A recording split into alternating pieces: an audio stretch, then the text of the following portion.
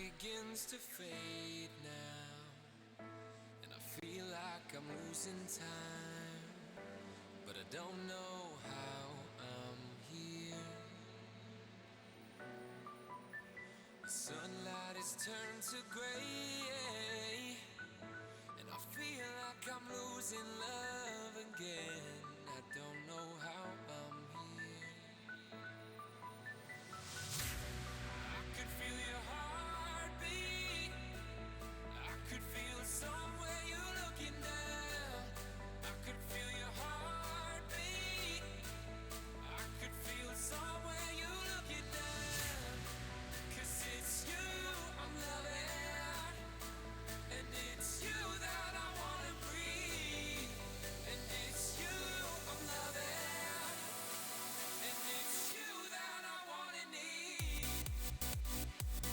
Good evening, ladies and gentlemen, and welcome to Simracersworld TV for the final race meeting of the Simracersworld Formula 3 series. My name is Chaz Draycott, here to guide you through all of the action this evening, and I cannot wait to get this race meeting underway. It's going to be an incredible end to the season. As you can see, what better place to do it? We're at Spa Francorchamps for these two races tonight. Don't forget we have a sprint race and a feature race, one longer than the other. And if we look at the Drivers' Championship, you'll see that it's in the hands of Christophe Herbignaud to take it tonight. He's just under 70 points clear of Bart Delman. Ross Nicholson is in third place on 322 points. He's looking quite safe there. But if you look behind him, it's incredibly close. Josh Clogg and Dries van den Rijt on the same points. Then you've got Camille van den Driesche, just 2 points ahead of Nick Shermans. He's just 2 points ahead of Frederik van Eekhoven, and he is 2 points ahead of Wayne Palmer. He's only got then, 19 points over Tito Granier? And then behind him is Ben White, 3 points back as well. It's just incredibly close between all those guys. And in the AM standings as well, it is just as important. Mattia Sabatini on 275 points at the moment, leading from Brian Loynes on 249. Then we have 242 points for Paul Godden, and Taylor Lane on 231. 214 points there in fifth place is Simone Giovannini, and Jack Werrell, the top of the drivers underneath 200 points. But even then, look at that. Tim Rutten, Matthias Garone and Kevin Bolland all within 17 points of him, and Stephen Grabowski as well, of course, tied with Kevin on 185 points. It is going to be monumentally close tonight. Bart has promised me that he's going to do his best to update me with the points as they go on. But if we can't get them to you in time, we do apologise. There is going to be a lot of maths going on this evening. We look here at Taylor Lane then, who's just out in qualifying at the moment. 15-minute qualifying session for these guys. Taylor Lane in the AM category. We've got purple sectors from Christophe Herbignaud. Matthias Garone, was just off the circuit there. He's just come back into the pit lane.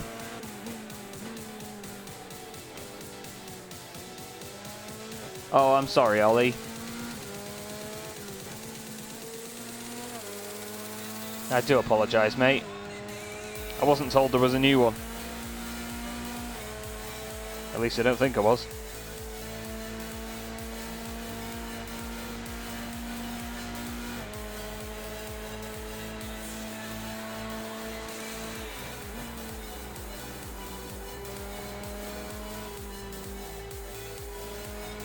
No, I wasn't told that there was one, unfortunately, mate. Sorry about that.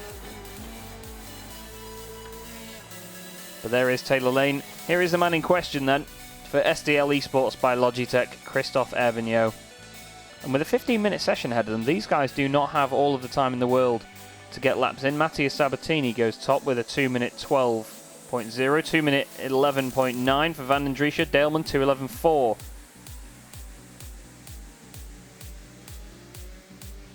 Ben White goes up into fourth place there for Year 1 Racing. And then Wayne Palmer goes to fifth for Sim Stickers. Pleased to announce as well for Season 2, we will be having Sim Stickers as the championship sponsor for the second season running. And thank you to Paul Godden of Sim Stickers for the amazing support that he shows towards the championship. Simracersworld are very happy with the deal that they have secured with these guys. It's brilliant. There are promo codes as well if you look on the Simracersworld pages on Facebook.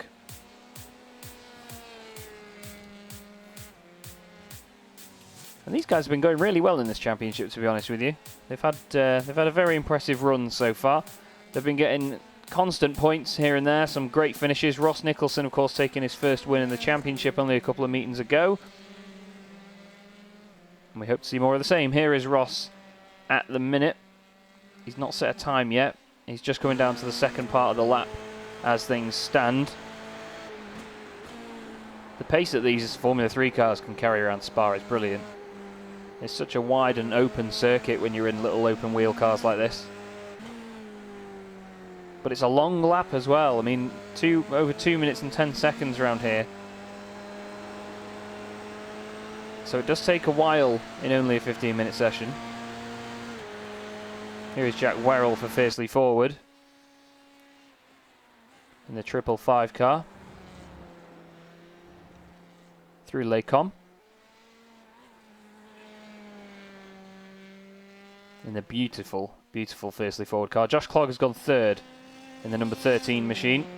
Josh sent me a very lovely message earlier about my commentary duties, and I'm very grateful for it. I'm not going to read it out on air just to save the embarrassment of both of us. Christophe Herbigneau goes fastest then, 2 minutes 10.9. Ross Nicholson slots into second, 3/10 from the top spot. We'll show you the gaps on the left-hand side. There's Camille van den Driesche, 8/10 off. Daleman goes into second there, just sneaking ahead of Ross Nicholson. Wayne Palmer is currently 10th at the moment for Simstickers. He's just crossing the line though. He goes up to 9th with a 2:11.954. Tim Rutten has gone into 11th place there with a 2:12.5. Looks like Camille van den Driesche is going well as well. He's in 5th position at the moment.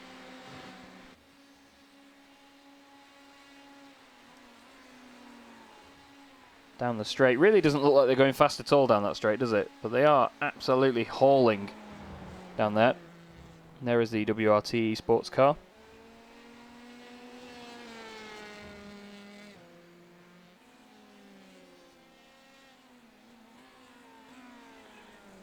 Oh, the back end getting away from Camille around there. Here's Mattia Sabatini, third in the AM class at the moment.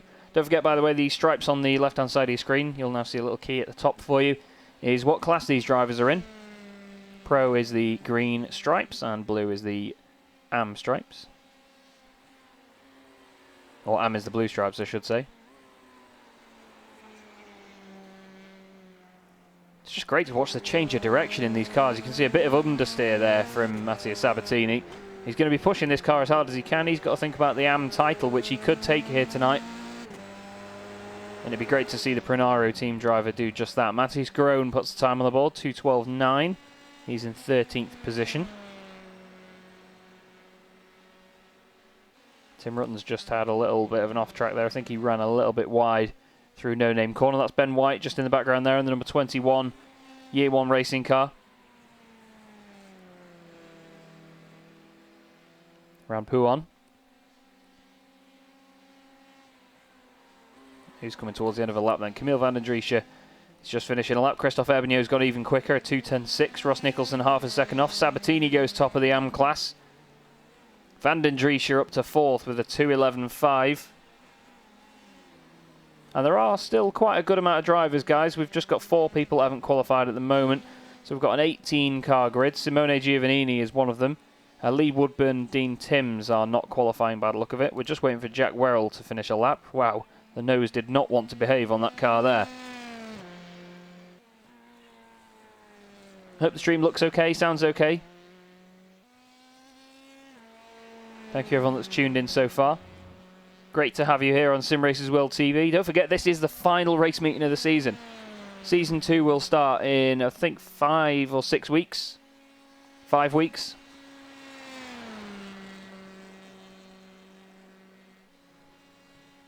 And this is my first proper broadcast on a new headset as well, so do let me know how it looks.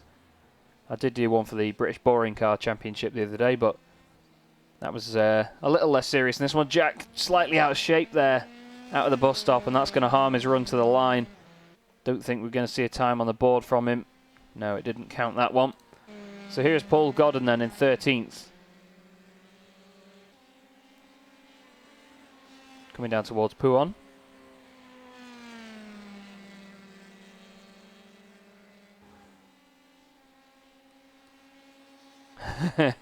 Thanks, guys. Much appreciated.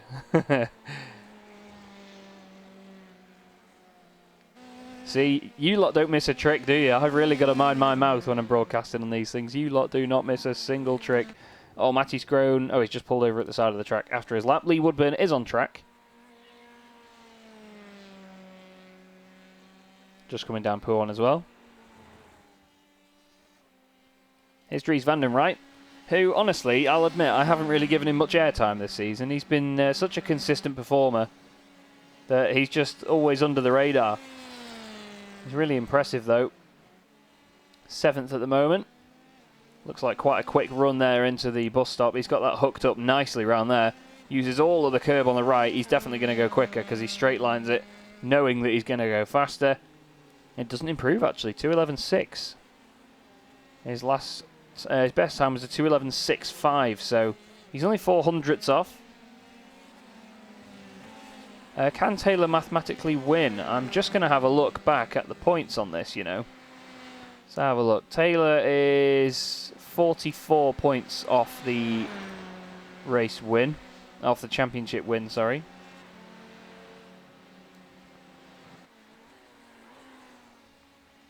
You have to finish second in a race to get 40 points.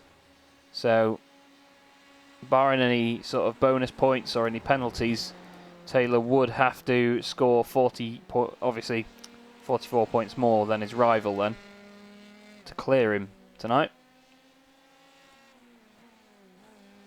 So it is mathematical that he can win. Ben Lambert joins in the chat. Good to see you, mate. How you doing? Ben was one of those drivers racing in the British Boring Car Championship on Tuesday night, was it? I can't even remember where my own league was. That's just how well I'm doing with that. Yeah, it was Tuesday night. It was a pre-season test. But this is the task at hand now. This is much more important.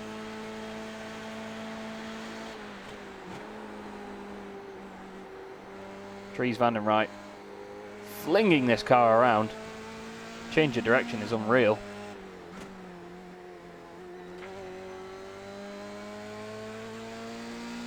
Ben White has apparently gone off the circuit. Not quite sure what happened to Ben there. He might have just lost it going down the hill. Let's have a quick look. Sorry, Ben. That's loud. Oh, the back end just goes around as he's on the brakes. Does a good job not to completely spin it or put it in the wall, though. That's over the top loud, that, isn't it?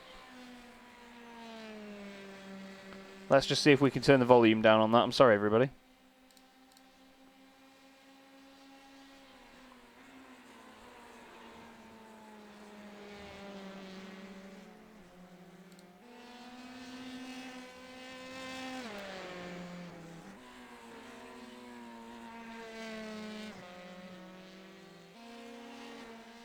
Doesn't look like I can change the volume. There's nothing instantly in front of me that's screaming out at me saying that we can make that quieter, so I'm sorry about that.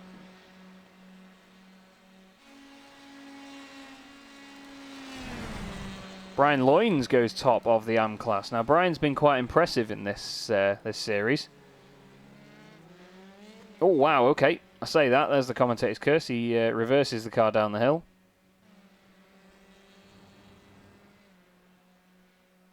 Yeah, potentially my my headset is a lot louder than these things.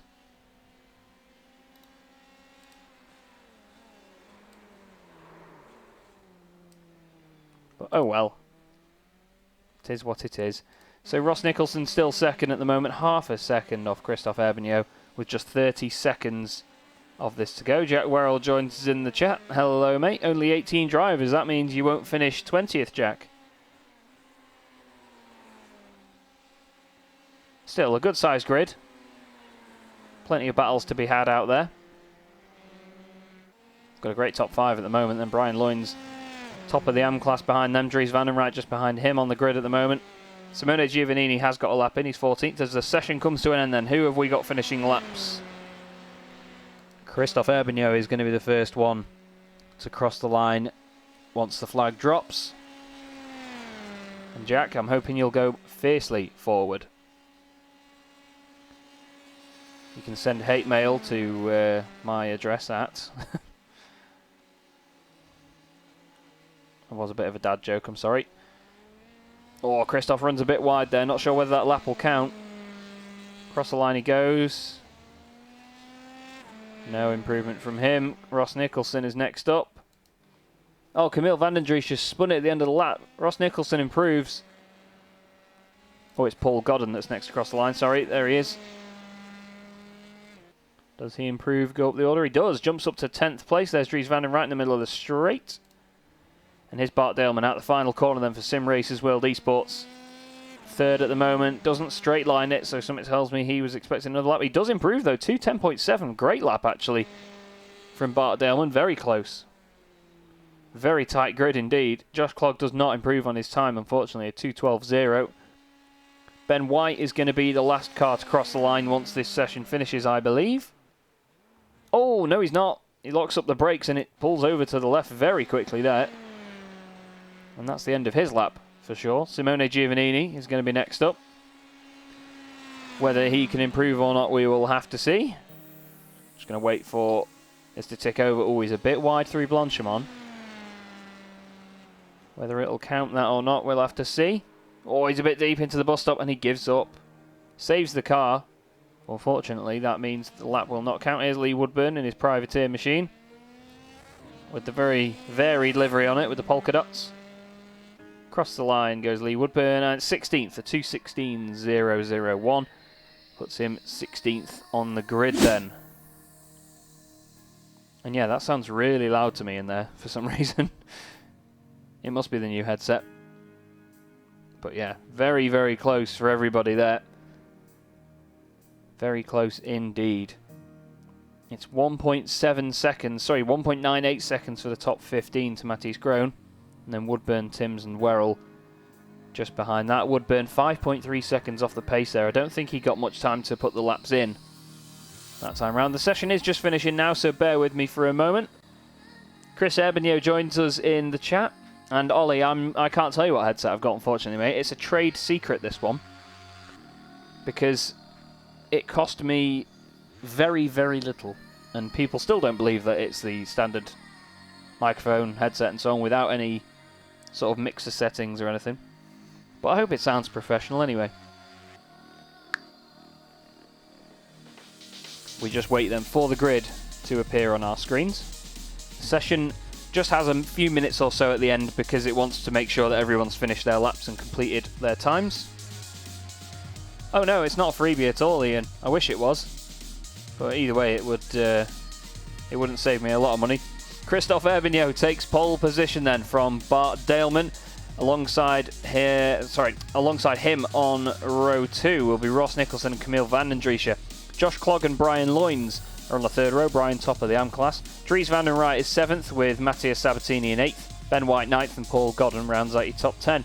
Taylor Lane will start 11th, just ahead of Wayne Palmer in 12th, with Tim Rutten in 13th. Simone Giovannini, if I could say his name right, is 14th with Matisse Groen in 15th. Lee Woodburn is 16th there, with Jack Werrell and Dean Timms rounding up the back of the grid. So this will be your grid then, from the very front. We're going to just keep our eye out on the two championship contenders, Christophe Erbigno and Bart Daleman, who will be starting on the front row. I've been told that Christophe is going to have a translator in chat tonight. So we'll be able to speak to him after the race, which I can't wait for. It'll be awesome to speak to him. Apparently Anton Dupin, the legend himself, is going to be translating. So it should be an interesting conversation.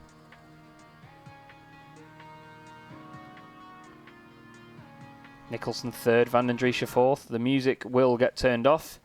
And round 11 of the Simracersworld Formula 3 series from Spa Francorchamps is away. Little bit of wheel spin from Erbigno. Oh, it's a slow start by Nicholson. He's dropped like a fly. Vanden Rijt, Vandendriessche and Josh Clogg all go through. Daleman looks down the inside into turn 1. Nothing doing there. Just have a quick look back, see if anyone's off. We've got a couple of cars running wide. No contact yet by the look of it. Got the chopper cam as they go down the hill then.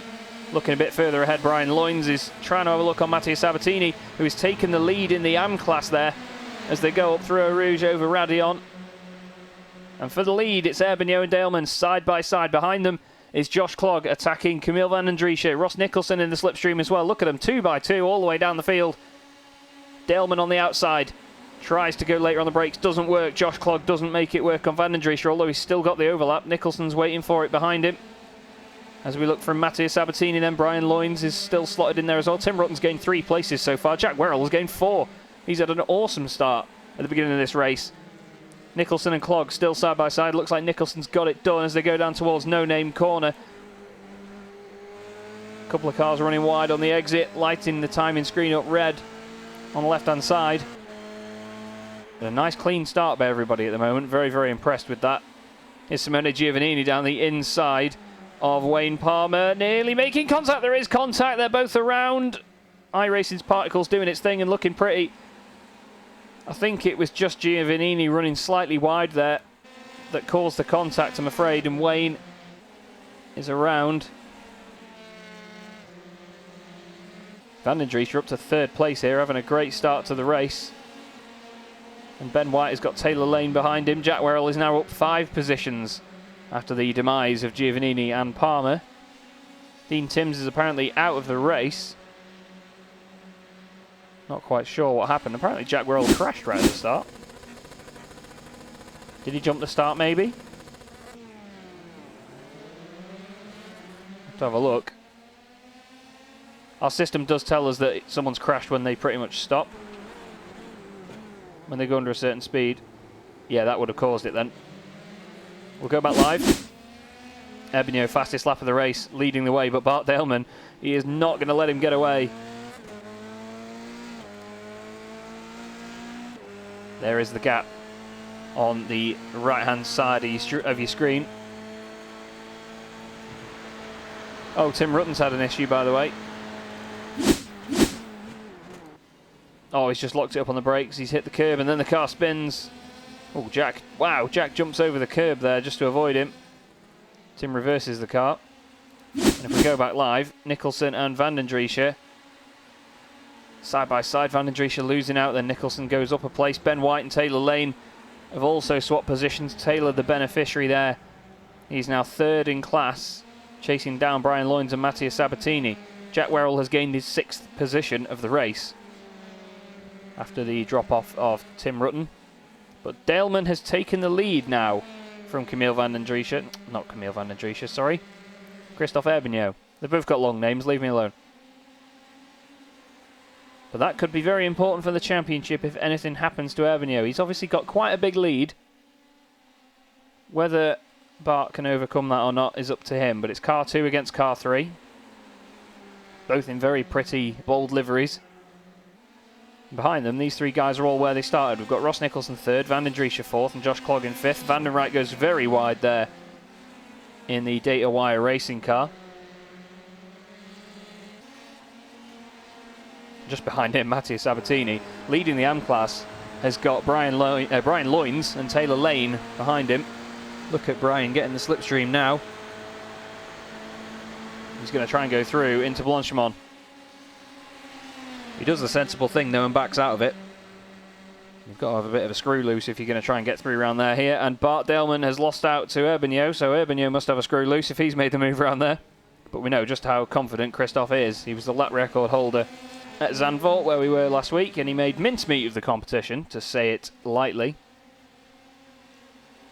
Yeah, Christophe does know what he's doing. Ross Nicholson, fastest lap of the race. Go on, son.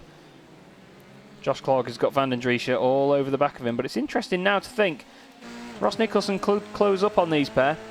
The slipstream, of course, very strong in Formula 3 cars.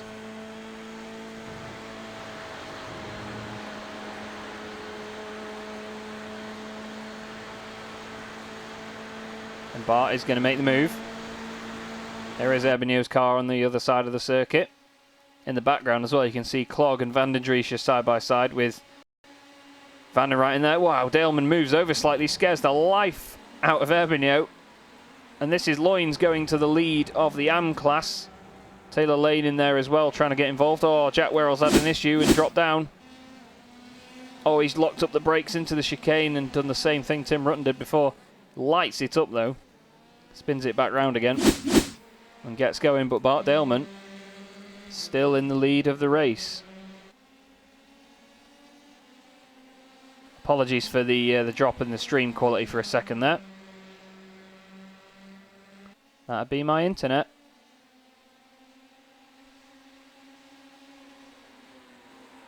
But Ross Nicholson really coming into the picture here, you know, in third position. Chasing down these boys just in front.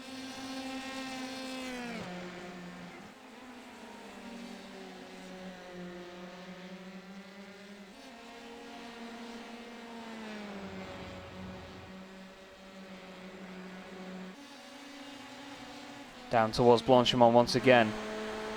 You can see just in front Herbigno putting the pressure on, but he goes to the right hand side just to let Daleman know he's there. He's actually going to force him into a move here. Carries on around the outside. A bit of a blink there from Herbigno's car. Still on the inside. Is he going to go later on the brakes than Bart Daleman? He decides not to.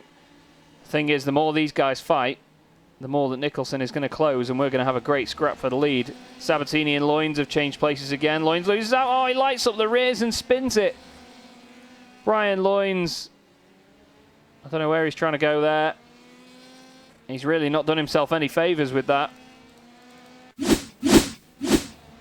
Oh, he ran wide into the bus stop, and then just as he tried to recuperate, yeah, he just lit it up, unfortunately. And that means Mattia Sabatini now leads the AM class. I hope the stream comes back to life in better quality, guys. I've got a preview of it on my screen on the left-hand side, and it doesn't seem to be coming through very well, so hopefully it does come back at the best quality it can for you. Please do let me know. You've got Ben White in the background there, just trying to have a look at Taylor Lane.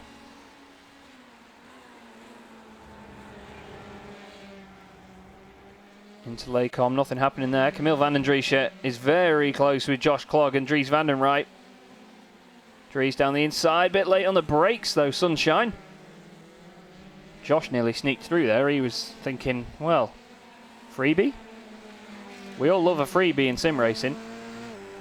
We get enough of them. All it takes is an overzealous driver in front of you to send it up the inside, and that's a free place if they get it wrong.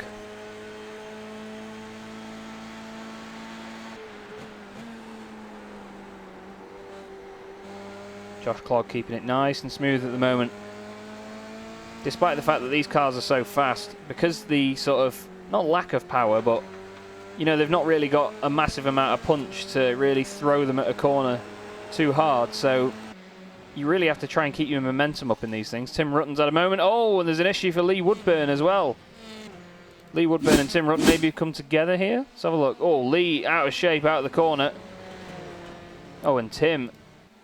Wow, he just got out of shape trying to avoid it. He nearly went into the back there of Matthijs Kroon. Luckily, he doesn't. Clogg has gone down the inside of Vandenright, nearly hits Vandendriesche. He makes it stick. Just behind there, Taylor Lane and Mattia Sabatini for the AM class lead. Having a good battle here. Awesome scrap just in front there. Look at that move by Vandenright. Pops out at the last second. This is Taylor Lane down the inside of Sabatini. Has he made it work? Still side by side as they go down the hill. Herbigno still leads the race by a second from Bart Daleman. He's only 6/10 ahead of Ross Nicholson. Side by side through a rouge. This will be interesting. Go on, boys. Taylor Lane still holds it. Manages to get rid of the overlap, but he's so close to the front of Sabatini's car. Nearly making contact as they go down the straight. You've got Ben White right behind now. Ben gets out of it. Sabatini defending as well, just ahead. Josh Clogg and Vandenright are side by side. Who's going to be later on the brakes? Get your man fruits out, boys. Taylor Lane manages to make it stick. Just ahead, though, we saw this battle going on. The other fiercely forward car, Josh Clogg and Dries Vandenright, having a great old scrap. Down the inside goes Dries. He was a bit late on the brakes here last time. Manages to get it under control here. Taylor's closing on this already in the Wasp-like fiercely forward car. Still, Dries has the overlap, and somehow he's still in this fight. He's doing a great job. Taylor Lane has closed in so quickly, though. That's the thing with these cars. If you're not on the optimum line, you lose so much from it. They're all chucking it at the scenery on the outside of Pouhon. But Dries van den Rijt holds on to 5th place. Josh Clogg looking down the inside, putting the pressure on. We'll go on board with Taylor, see it from his point of view. We're already on lap 5 out of 9 here at Spa Francorchamps. It's amazing. Oh, Josh has run wide. Whether his teammate will take advantage or not, we'll have to see. Taylor pushing that car as hard as he can around there. Close to Josh Clogg there. The two fiercely forward boys side by side. Ollie Slade is going to be shaking in his boots in the YouTube chat. There's two of his boys going at it around Blanchimont. As a team manager, that's a nightmare. But Taylor goes through and cements his lead in the AM class. Sabatini and Ben White just behind there as well. It's close between... Oh, Jack Werrell's gone off at Blanchimont. I was going to say it's close between him and Giovannini and Brian Loynes, but a bit wide. He's gained 3 places in this race so far. He locks it up on the brakes. Good save. It wobbles again. Brian Loynes nearly takes his nose off there. Wow. Heart in your mouth moment there for Jack Werrell. These cars can spin so quickly when you get it wrong on the brakes, but he did an awesome job of keeping that together. Here is Van den Rijt then, just ahead of Taylor Lane, who's making strides at the moment. Taylor's been great since he joined the championship. And here he comes. Just in the background there, you can see Ben White closing on Mattia Sabatini. Sabatini wants to get his head down here and chase after Taylor Lane because of that AM-class race lead. But Taylor's doing everything he wants to do in this race. Gaining positions, flying fiercely forward, you could say. That'll be £10 in legal fees, please, Ollie. And Matisse Groen and Simone Giovannini swapping places. Simone getting in position there for Prunaru team, up into 12th position. Camille van den Driesche has got past Ross Nicholson for 3rd place, by the way. We haven't seen that yet. Let's just see what happened here. Oh, I think Ross had a bit of an issue there. Yeah, he did. He's lit it up on the exit of the bus stop. Managed to save it, but Camille gets an easy ride through there to take the place. Here's Brian Loynes on the back of Matisse Groen. He's cleared Jack Werrell.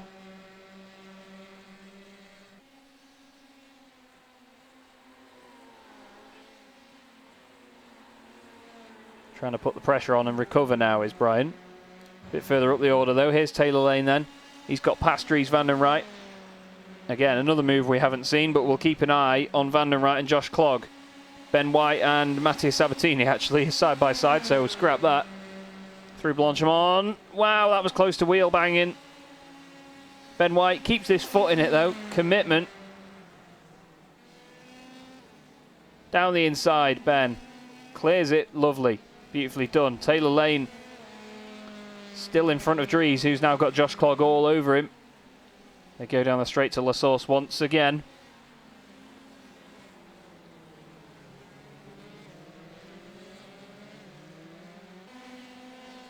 And there are some really good liveries, Ian, you're right. Sabatini all over the back of Ben White. He's not going to get the slipstream down. Well, he is going to get it, but he's not going to use all of it down here into Eau Rouge. Or towards Radion. He knows that he's going to get the run out of here now, so he can afford to back off. And he's just going to wait for Lecom. Or is he? Well, he thinks, nah, stuff it. I'm Italian, I'm flamboyant. That's my position, says Sabatini.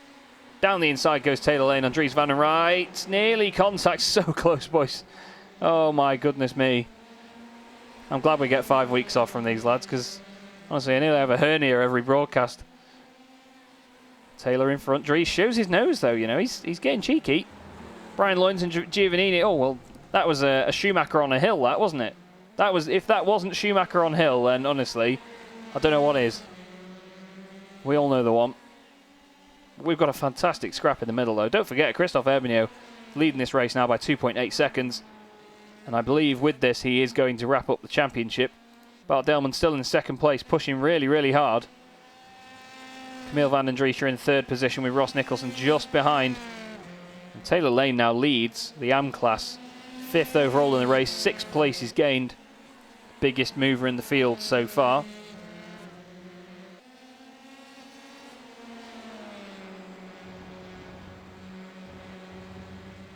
Thank you everyone for tuning in so far. Don't forget we have another race for you tonight in the Simracersworld Formula 3 Series. Sponsored by Sim Stickers. Sim Stickers have been confirmed as the sponsor for the second season as well, with me, Chaz Draycott, as the broadcaster on Simracersworld TV. Dries Van den Rijt is really pushing here to go down the inside of Taylor Lane. He's kept that door open. Sabatini goes past White in the background. And Dries gets the back end sideways, and that is going to mean that Josh Clogg can sneak through. Or can he? Side by side still down the straight. Into turn one. Dries goes in deep on the brakes. Gets it sorted. Sabatini is now going to close up as well here. This is going to be a great view from Ben White's car as we go down the hill. So we've got Sabatini right in front, then Clogg, then Van den Rijt, then Taylor Lane. And Jack Werrell has come in the pit lane, unfortunately. Not quite sure what's happened to Jack. Here is the view from Ben White. He's a little bit further back this time. Ross Nicholson and Van den Drijt have just swapped places. Look at that run there from Sabatini. He's going to go on the right-hand side, makes it 3 wide with the other pair. That's Van den Rijt in the middle. Sabatini thinks, nah, I'm not that Italian and flamboyant. And Ben White, opportunistic as ever. Fantastic stuff.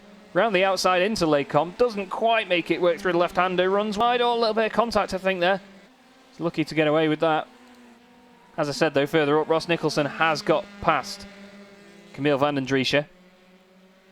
Yeah, I'm not sure what happened to Jack Werrell, unfortunately, but he's dropped down the order.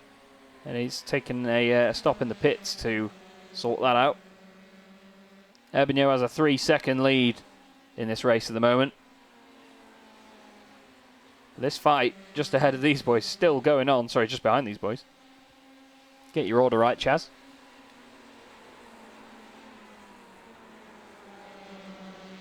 Ben White then chasing Sabatini, chasing Van den Rijt, chasing Clogg and Taylor Lane. Well, it's the two fiercely forward cars at the front of this pack at the moment. The closest two are definitely Sabatini and White. You can see that visually, not just by the timing screen.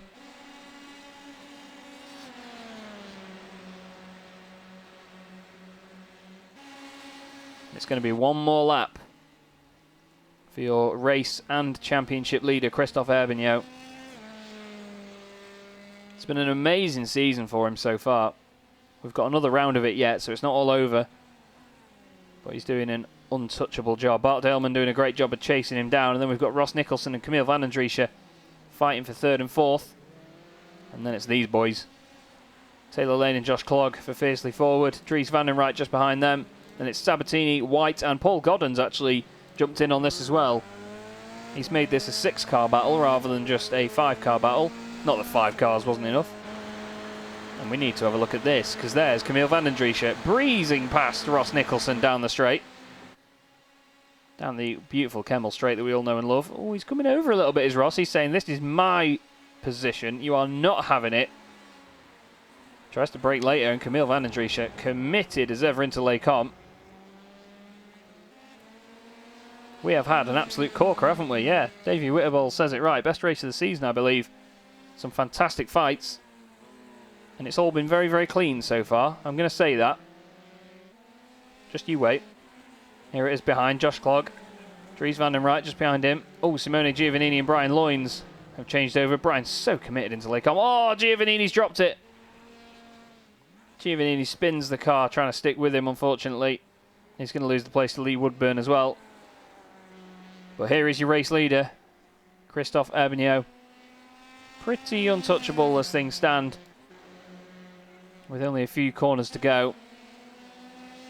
Can Ross Nicholson get past Herbigno? Herbigno, I keep doing that, don't I? Camille Van den Drijt.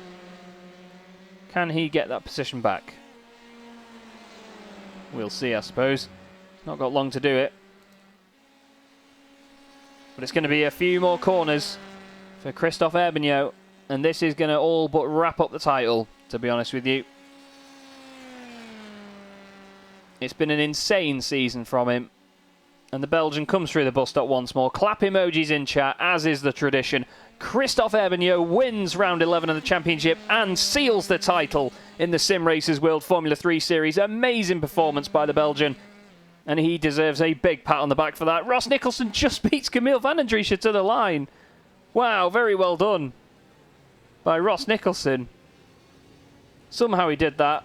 Awesome job. And there's a little tap to say well done from Bart Daleman. And here are some, well, some sort of Belgian waffles, donuts, I don't know what they're called. Taylor Lane managed to win the AM class as well in that one. Very, very good performance from Taylor. Dries van den Rijt and Ben White followed him across the line. Josh Clogg actually beat his teammate towards the end of that one as well for P5. So we'll just have a quick look back at that.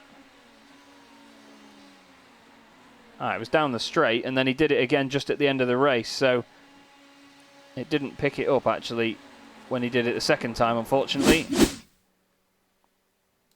But we have ourselves a champion, and it is none other than Christophe Herbignaud. And he has every reason to be pleased with that. It looks like we've still got a couple of cars going around. Actually, Jack Werrell is yet to cross the line. It does take a lot of effort when you've not got the emoji button to hand. Oh, Jack, just in typical fashion, runs wide out the final corner. Gets it across the line, launches it around. He knows what's going on. Good bit of weaving. Shows you the change of direction abilities in that Formula 3 car. Oh, big drift into turn 1 as well. Jack Werrell there with the style at the end of the race. But there is your race result then, and your champion, Christophe Herbignaud. Amazing, amazing stuff from him. Bart Delman chased him all the way to the end, though. Did everything he could in that final race as well. Ross Nicholson finishes third in that race, rounds out the podium just ahead of Camille van den Driesche, 10,000ths of a second between the two of them. Then we have Josh Clogg in fifth, just ahead of his teammate Taylor Lane, who takes the M Class win there. A great drive and a really good performance from the fiercely forward guys. Dries van den Rijt finishes in 7th, with Ben White in 8th place, with Mattia Sabatini in 9th and Paul Godden rounding out your top 10. Behind them is Tim Rutten and Brian Loynes, with Lee Woodburn in 13th. Mattis Groen in 14th position, followed by Wayne Palmer and Jack Werrell, with Simone Giovannini and Dean Timms, I do not think took the start of that one. So what it's time for then is the reverse grid draw for the final time this season as well. So I've got a wonderful little Excel formula to my right hand side here that will draw anywhere between numbers 8 to 20. So it could be a big one, could be a small one. We'll have to have a look. I'm going to press the button. Are you ready? Are you ready? There it goes. And it's going to be 16. So Wayne Palmer will be on pole position from Simone Giovannini. Mattis Groen and Lee Woodburn will make up row 2 of the grid. So if you join me, Chaz Draycott and Simracersworld TV in about 10 minutes, 15 minutes time, we will have the next practice session for race 2, and we will see whether we can get these championship standings updated for you. So don't go anywhere. I'll be back with you in a few minutes time. See you in a few.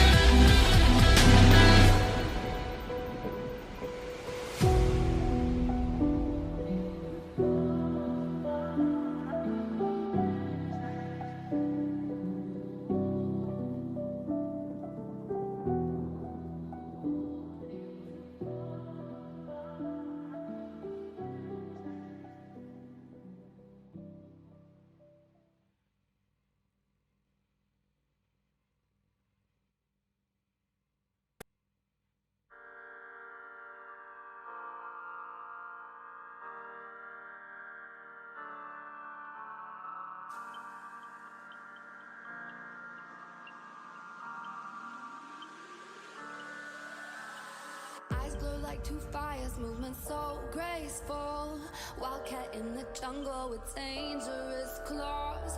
Movement she anticipates, a sight is set on her prey. Like stars in the darkest night, crystallize, fascinate. If you wanna stay alive, if you don't wanna be her prey, don't stand in her way. Run, run, run away. Crystallize, crystallize, crystallize, watching her prey. Crystallize, crystallize, fascinate.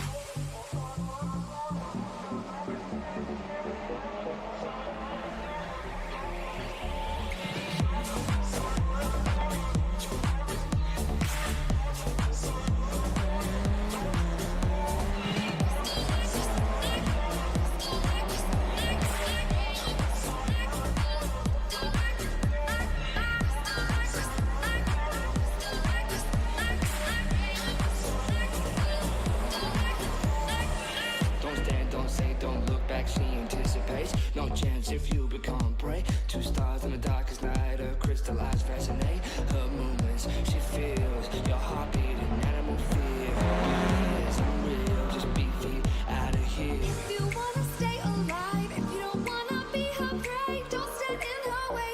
Run, run, run away. Crystallize, crystallize, crystallize, watching her prey. Crystallize, crystallize, crystallize, fascinate.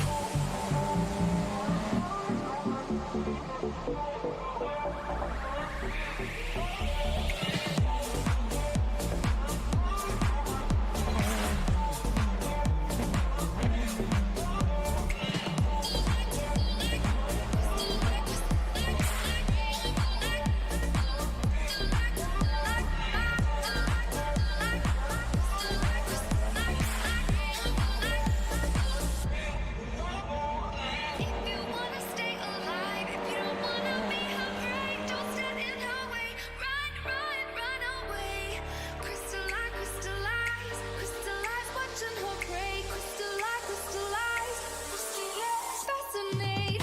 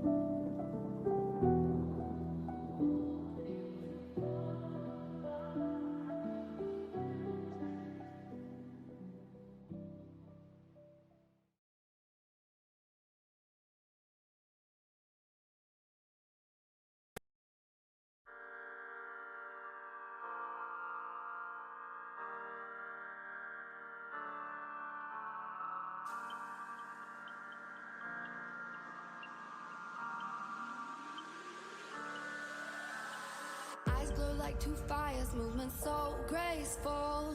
Wildcat in the jungle with dangerous claws. Movement she anticipates, a sight is set on her prey. Like stars in the darkest night, crystallized, fascinate. If you wanna stay alive, if you don't wanna be her prey, don't stand in her way. Run, run, run away. Crystallize, crystallize, crystallize, watching her prey. Crystallize, crystallize, crystallize, fascinate.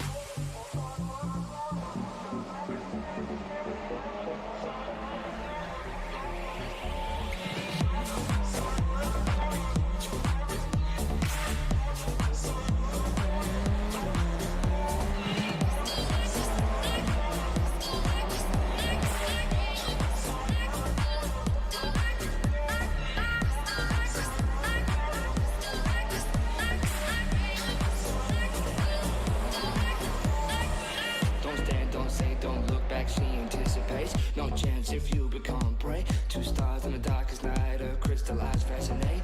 Her movements, she feels your heartbeat and animal fear. Yes, I'm real, just be feet out of here. If you wanna stay alive, if you don't wanna be her prey, don't stand in her way. Run, run, run away.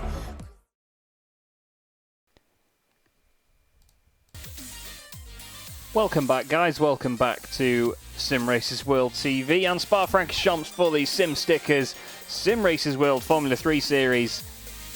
I'm Chaz Draycott, your host for this second race tonight and the final round of the championship, round 12 of the season.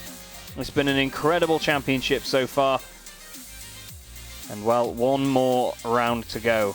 I'm just having a quick look at the point standings now just to see if we've got an update from the man in charge, from Bart Daleman. And we do indeed. So 50 points is the most that you can get for a race win. And actually, looking at it, you know... Ooh, I think he's just... No, Christophe Evigneau is actually 35 points clear. So I apologise for saying he'd wrapped it up. But 35 points is what he has over Bart Daleman at the moment. So Christophe Evigneau 523 points and Bart Daleman 488. So it's still possible for Bart Daleman to do this if Evigneau has a DNF here. You get 50 points for the race win, 40 for second. So it's still very, very close. In the AM class, 34 points clear is Mattia Sabatini. And the most anybody has got in the AM class all season, to be fair, actually, Taylor Lane took 2 overall race wins at the second and third race meetings this season. But 21 points was the most scored in the AM class last time round. Sorry, Taylor Lane, 24 points. So it's looking like Sabatini could do it. It's Paul Godden in second place on 313 points. Sabatini on 347. I don't actually have the ability to put them on screen at the moment, unfortunately, Tim. They are done manually in the software, and it's only just been updated on the sheet, so you'd hear a lot of furious typing from me to see them on screen, I'm afraid.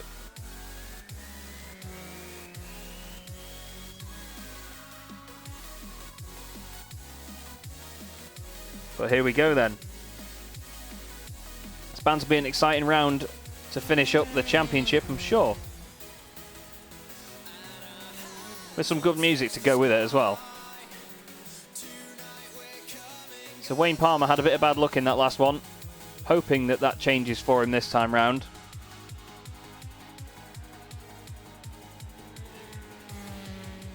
So the gap then, Christophe Evigneau. It's going to be very, very close. Very close. 35 points he has over Bart Daleman. And the gap in the AM class is 34 points for the title. So it's Paul Godden and Mattia Sabatini in the AM class. Brian Loynes is also in with a shout of it. You know, he's on 303 points in third place. And it's Sabatini at the top of that one with Evigneau and Daleman then for the Pro Championship. Looking out Brian Loynes in the Sim Stickers car.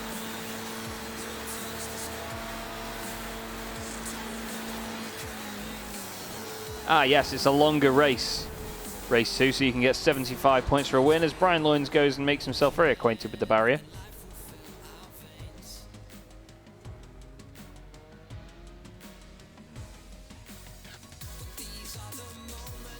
Yes, it's 75 points for the win, then 65 for second place.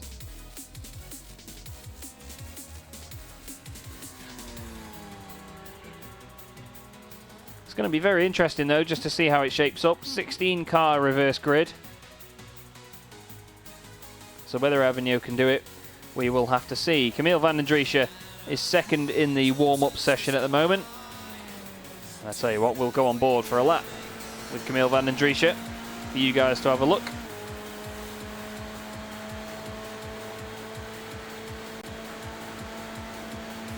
Yeah, big points available for this last round.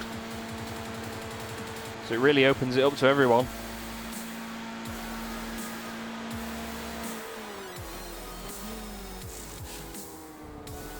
Yeah, 20 minutes for this practice session. It was just so we could make sure the points and everything were updated in time. We may still advance it forward. You'll have to speak to Bart about that one.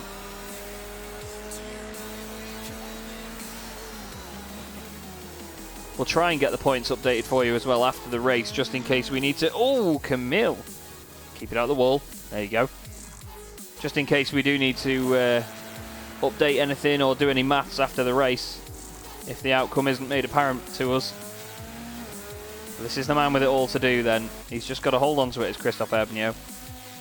Bart Daleman is going to be chasing as much as he can in this race to try and get those championship points. Here's Matthijs Groen just going down the straight. The Dutchman starting another lap in this warm-up session. He's just done a 2 minutes 13.7 in the Simracersworld esports car.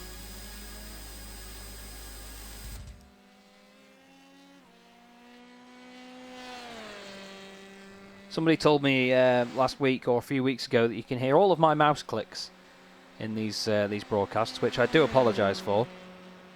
I do have a silent mouse on the way, so you won't be able to hear them in future. But trust me, if you knew how many buttons I had to click, you'd understand that I don't mind the mouse clicks being heard at this point. It's pretty bonkers. Palmer goes up into fourth with a 2 minutes 12.5.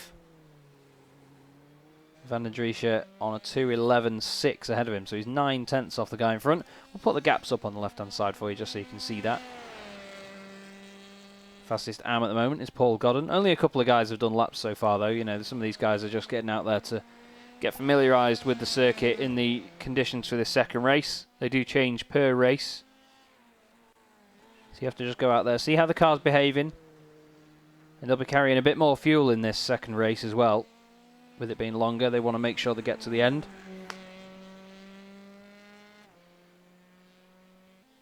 Still not sure what happened to Jack Werrell in that first race though, but he did visit the pits near the end and unfortunately not complete the race. Well, not in the position that he was in beforehand anyway. But I hope you're all enjoying the broadcast so far. I hope you're all having a wonderful Thursday evening. The Simracersworld Formula 3 series will be back in about 5 weeks for the start of the new season, for season 2.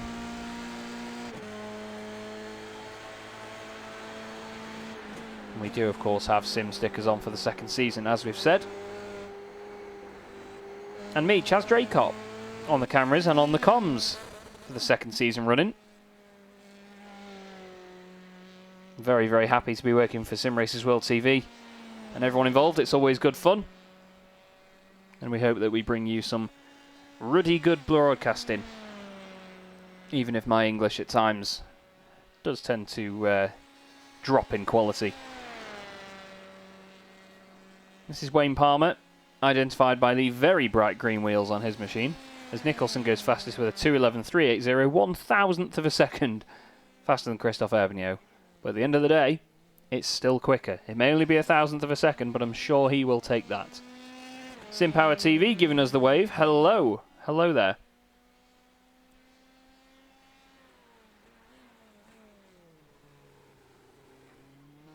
Josh Clogg is out on track in the fiercely forward car. He's just going down Pouhon. Ah, yeah, Louis Hanker is on the wrong account. Come on, Mr. Hankey, sort it out. There we go. I see what you're doing. I see what you're doing there, Hankey. Giovannini goes 7th with a 2:12.9, 1.5 seconds off the pace.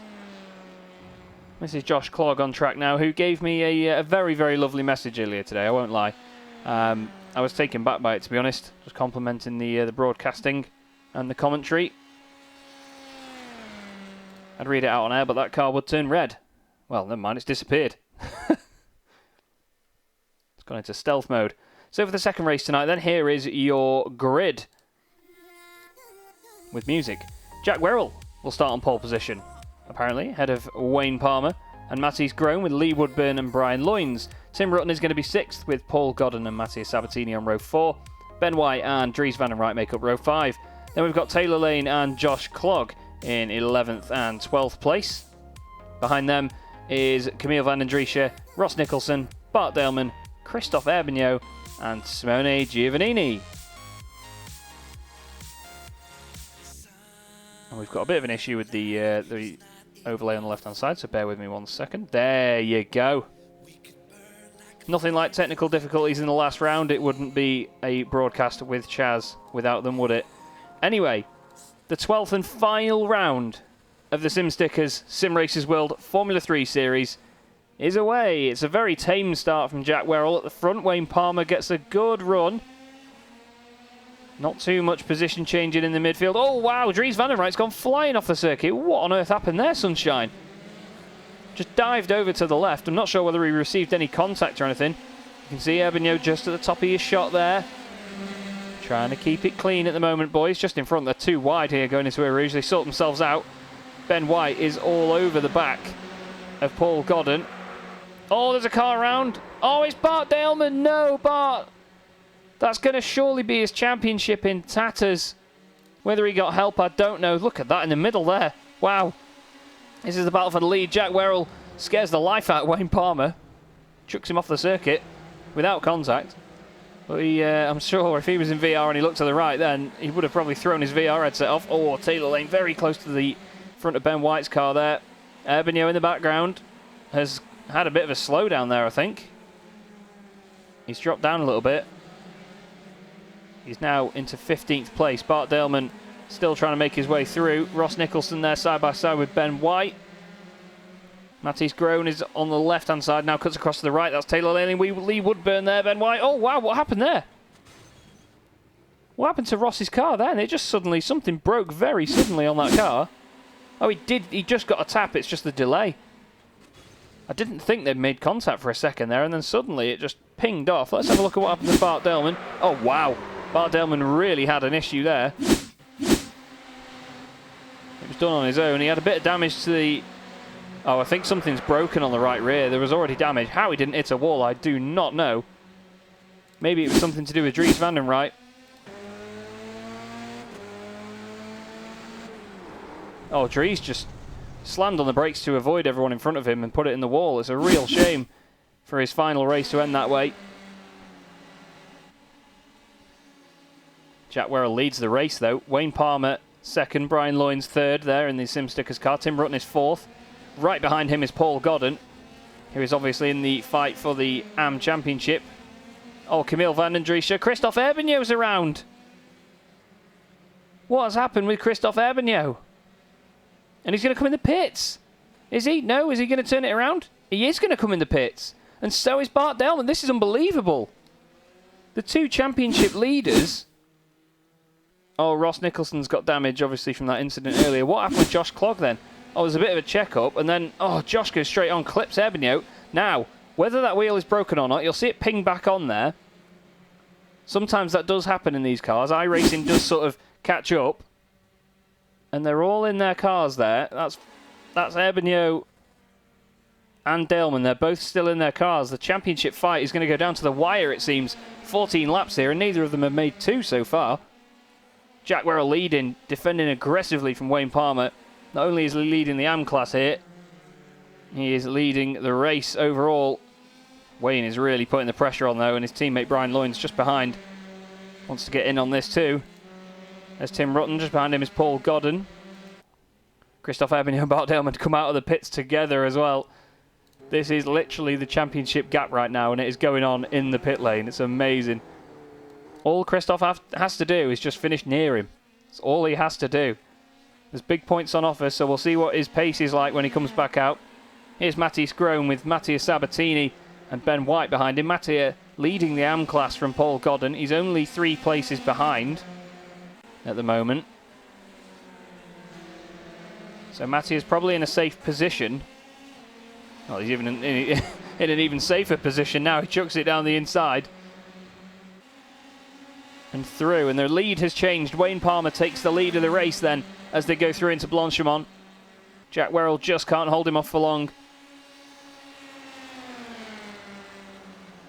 Yeah, Josh unfortunately couldn't get out of the way. The car was going straight on. Jack Werrell's back on this though. He wants to fight. Back down the inside. Jack Werrell retakes the lead. What a move.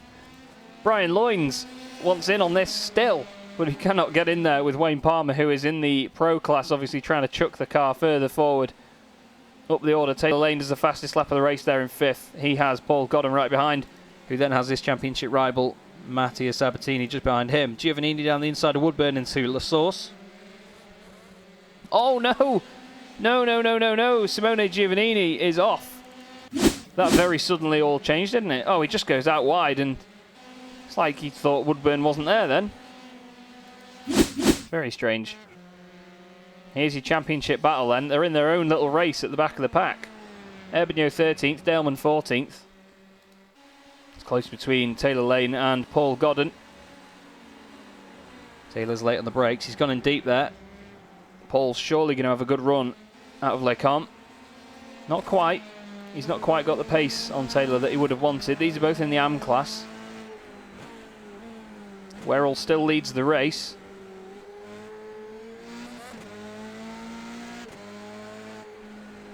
Amazing racing though, as always, from the Simracersworld Formula 3 series. Hope you're enjoying the show, and I hope you've enjoyed the championship. Don't forget, we get to do it all again. Here is Jack Werrell then, leading the race for Fiercely Forward. Wayne Palmer 2nd, Brian Loynes 3rd. Top 2 where they started at the moment. We'll show you the gains on the left-hand side. Taylor Lane up 6 positions. Erbigno's still up 4 despite having a pit stop. It's pretty awesome, isn't it?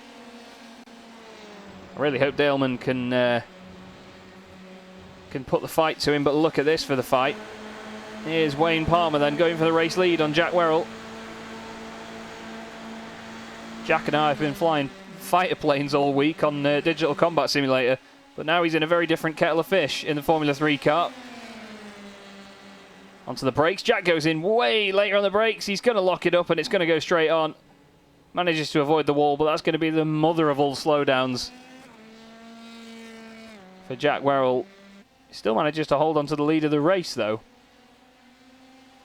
Sabatini does the fastest lap of the race now in the AM class. 7th overall. He's got a big train of cars in front of him, and only one of them isn't a pro car. So Wayne Palmer, he's going to be thinking, what are all these AMs doing around me? And that is that's how you increase the gap, and that's what line you take. See the Fiercely Forward boys. Jack Werrell's running away with it. I don't know how he didn't get more of a slowdown for that, to be honest with you, but seems that he's not had to serve anything. Wayne Palmer side by side with his teammate now Brian Loynes. Just behind them Tim Rutten and Taylor Lane. Side by side, Taylor coming through to take 4th position. Taylor's on fire here at Spa. He's doing a great job. The boys must be very pleased with him. And Mattia Sabatini's been overtaken by Paul Godden there as well. Although he doesn't like it, he's going to chuck it back down the inside. Still side by side into No Name Corner. These are both fighting for the championship as well. Don't forget Sabatini commits to it round the outside. Beautiful move. And through he goes. Erbigno and Delman are a minute off the lead at the moment. So they're just going to be carrying on. No, apparently Matt's saying that Jack did get a slowdown, but he said he won't defend when 2nd place comes through. Okay.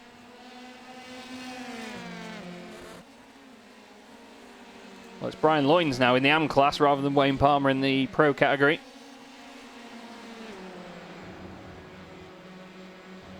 It's been very clean this evening as the racing. There's not been many accidents or much contact. It's been good standards-wise. We've got 13 cars running, 3 of them in the pits. That's Giovannini, Clogg and Nicholson. I think Ross is actually, yeah, Ross is just coming back out on track now. This is Loynes around the outside of Werrell. Oh, he takes a different line, or does he? Oh, no, he's done it again. Oh, no, Jack. Jack bins it. He's spun it, gets it back around the right way. Styles it out nicely. Oh, don't light it up again, Sunshine. Come on. Oh, Jack Werrell. Jack-a-boy. Oh, no, there was contact between Taylor Lane and Tim Rutten. They've both gone up in the air. I think Taylor's got really big damage on that car. I think it's broken. It's broken. As Lando Norris would say, oh, what was Tim doing there? He went down the inside. There was one bit of contact. You'll see, look, he goes late on the brakes. There's one bit of contact. Then the car's just in a straight line and they make contact again. And Tim manages to get away scot-free by the look of it. I'm not sure if he's had any damage, but Taylor Lane is back in the pit lane now. Taylor pit lane. That's a poor joke. I'll shut up. Here's Tim Rutten and Ben White. Ben manages to get through past the DSRT car. Just behind is Jack Werrell with Camille van den Driesche in the WRT eSport car all over the back of him. But it's now a SimStickers 1-2-4 at the moment. Brian Loynes and Wayne Palmer, first and second. Then it's Mattia Sabatini and Paul Godden is in fourth. Herbigno does the fastest lap of the race, naturally. 2:11.1.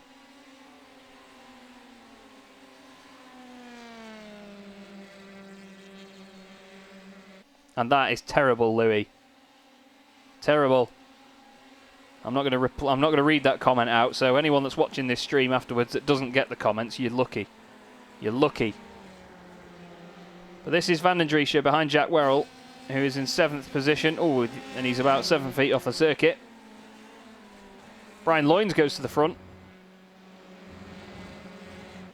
What has happened to Paul Godden, or Wayne Palmer, I should say? What happened there, Sunshine? Something has definitely happened.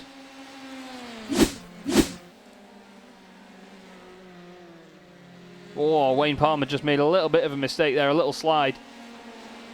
And he loses the time. And Brian Loynes goes through. Camille van den Driesche has just lost a place to Jack Werrell. After gaining it in the first place, he's just lost it again. And now he's going to try and get another run.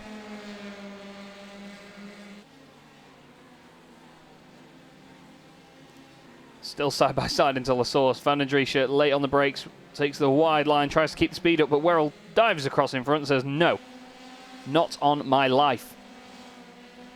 Not on your life, whatever the phrase is. Here's Ben White and Paul Godden right together. Paul doesn't want to get too involved in this fight, but he wants to make up the position because Sabatini is getting away in front. And Sabatini is leading the AM Championship, and Paul wants to try and take it away from him. Got cars swapping places all over the shop. And Ben White later on the break says, no thank you, Paul. And Werrell says, no thank you, van den Driesche. Off you go. It's not through lack of trying from Camille's part, though, but to be fair, great defending from Jack Werrell. You may think I'm biased, but I think pretty much anyone would say that. The understandably red-faced Taylor joins us in the chat. And here is your race leader then, Brian Loynes, in the SimStickers AM car. No disrespect to Brian, but I don't think anyone expected us to see some of the AM guys leading the race overall this time round. Wayne Palmer is third. Ben White doing a good job in fourth. He's gained 5 places. Sabatini's gained 6. 4 places gained for our race leader, Brian, as well. So some good performances in this one. It's turned on its head a little bit, but the championship battle is there on your screen. Down the Camel Straight. No slipstream for either of these boys. Christophe Herbigno, 11th on the road, but still leading the championship. Third in the Pro Championship, by the way, is Ross Nicholson, who's out of the race. Josh Clogg, 4th, out of the race. So it's definitely between these two now. It doesn't look like that's going to change around anytime soon. Here is this great battle between Jack Werrell, Tim Rutten, and Camille van den Driesche. Jack using all of the road and some to get around Tim Rutten. Thank you, he says. Onto the brakes into the bus stop, and he's actually doing pretty well at the moment, is Jack. He's gained another place, naturally. He's got Tim Rutten all over him, but he's showing some good pace at this this stage.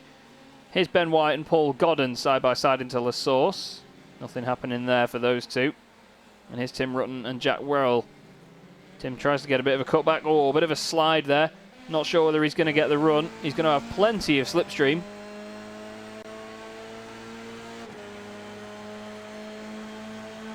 Bit of damage on the front left of that car, as you can see. Oh, no, Tim. Wow, that's a massive accident for Jack Werrell. I was just about to say, I hope he doesn't get too close to tip him around, but that's not on, really. Tim slows it down and stops in the middle of the straight. That's not on either, to be honest. Wow, Matty's Groen has to jump out of the way there. A bit of a delay, but it didn't need to happen, boys. Didn't need to happen at all. Just a little tap, and that's a massive impact for Jack Werrell. I mean, the damage model makes it look brilliant, but real shame that for Jack.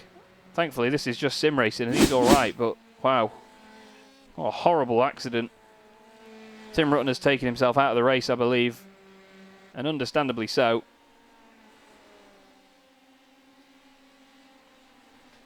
Well, we move on from that then. Brian Loynes still leads the race, with Mattia Sabatini in second position. Wayne Palmer and Ben White third and fourth, but Ben has got Paul Godden all over the back of him here in the Sim Stickers car.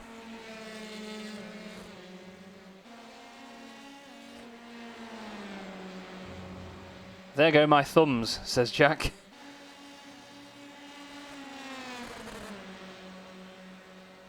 Jack's desk apparently flew through his wall. His mum's not having any of it. Flipping heck. I hope you're not on direct drive, Jack. Flipping heck, that would be really painful. Anyway, hopefully this isn't going to be painful for Ben White, because Wayne Palmer is on a mission at the moment. But these guys have both been so consistent all season. It's great to see them scrapping for an overall podium spot. Side by side across the line. Start lap 8 out of 14. And another lap in the championship is in the books. I hope you're all enjoying the show. Only 6 more laps after this one of the championship to go. Let us know your highlights from the championship, of course. It'd be great to start a bit of a discussion on that and what you're looking forward to in the season ahead. Close chasing here now from Paul Godden of Sim Stickers.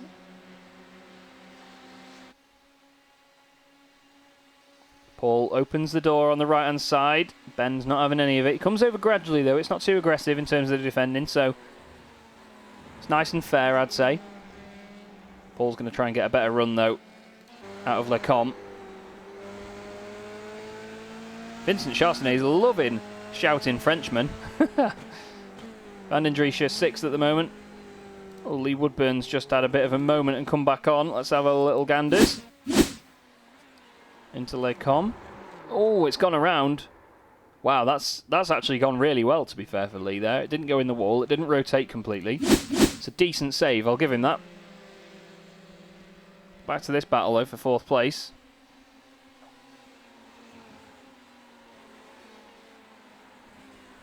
Jack asking Tim here to buy him some new thumbs.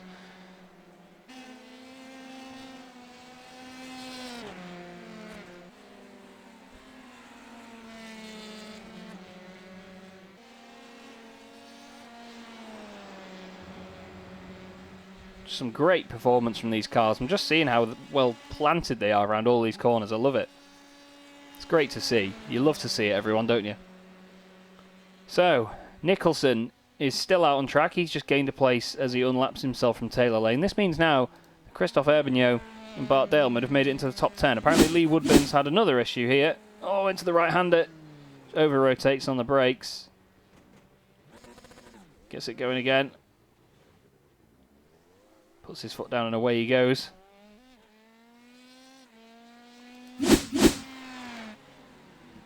Ben White still somehow ahead of Paul Godden.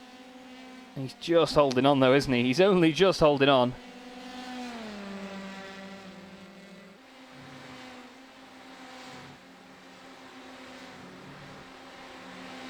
Up through Eau Rouge and Radion. Let's go on board with Paul and see the slipstream in action. Look at that, Ben is hugging the right hand side. He's saying none of it, son. Along goes Paul. Now he's going to have the outside for the first part of Lick On, but the second part he's going to be on the inside. As long as he can get it late on the brakes, he doesn't know. Ben commands the corner. Goes in a little bit deep, but Paul can't quite get the run. As it stands then, Christophe Herbigno will wrap up the overall title, and Mattia Sabatini will be the AM champion.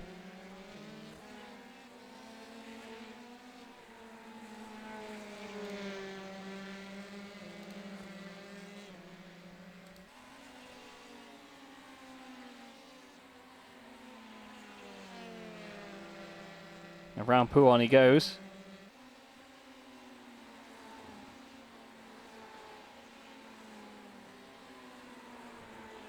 And this is just, it's an ongoing chase here from Paul Godden. They keep opening up and then closing. Have you noticed? It's just, the gap gets bigger, then it gets smaller, and then they sort of slipstream towards each other and then open up again. Oh, Ben's got a bit deep into there, actually, I say that. And now we're going to see the slipstream from Paul Godden. He's got a good run out of there anyway. And up towards Blanchimont. What can he do? Is Ben going to defend the inside or the outside? Paul thinks, right, I'm not going anywhere. He's going to wait. I think we're going to see a move into the bus stop here. Is he going to try and switch it over to the right? He's not. He's just going to go later on the brakes. Tries to open the corner up by going out wide. And he's going to get a good run here into the first corner. But look at the understeer. Well, Sim Sticker's car certainly wasn't sticking to anything there, was it?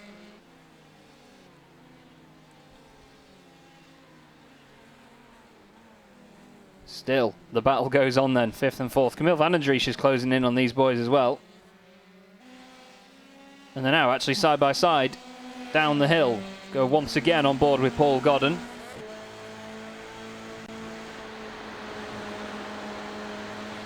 Here comes the slipstream. Are we going to see the same again? Paul gets out the slipstream quite early, lets off and then gets back in the slipstream. A nice move. Trying everything, isn't he? I think he's just trying to put the pressure on Ben White at this point. He doesn't want to force the issue too much. He knows that Camille Vandendriessche is closing behind them.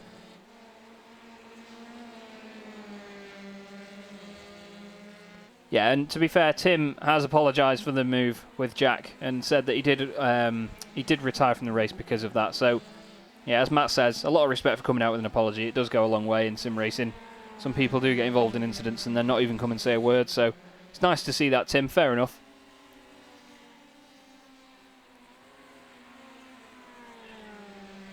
Oh, Paul very wide out there through Pouon. You need to be careful in these Formula 3 cars around corners like that, because if you just unsettle the car too much by bouncing it off a curb, you can very easily go around, just like Brian Loynes there. Quite a lot of curb on each corner. But he's commanding the race at the front at the moment. 2 AM drivers, first and second, Brian Loynes and Mattia Sabatini. Wayne Palmer there just behind in third place in the number 33 car.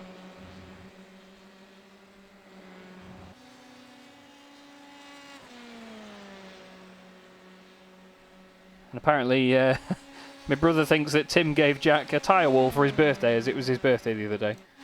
Apparently Jack's ungrateful.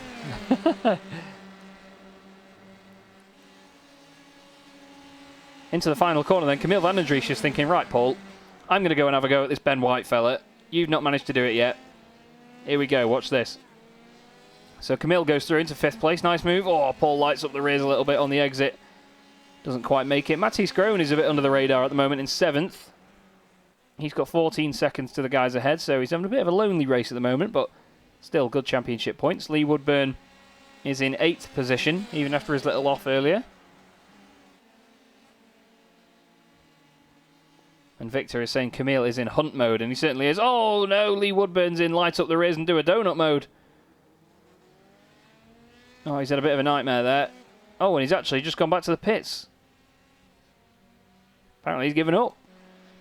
Christophe Herbigno and Bart Daleman are now in 8th and 9th place, but Herbigno still in the position to win the championship for SDL Esports by Logitech. This is 3rd place Wayne Palmer. Ben White just coming down the hill there, and then Camille Vandendriessche. Let's go on board with Camille, because he's been very exciting to watch this season. WRT Esport boys are always quite good fun to watch. They're very aggressive in their racing style.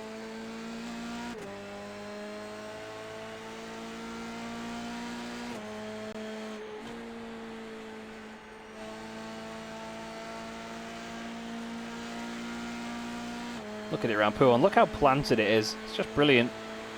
You've got to love Formula cars for that reason. Any sort of open wheel downforce based car is just amazing. They're so temperamental though, you know, one tiny little moment and it can so quickly get away from you. But Camille is using every bit of the track at the moment so smoothly. Great job. And oh dear me, Sabatini takes the race lead from Brian Loynes.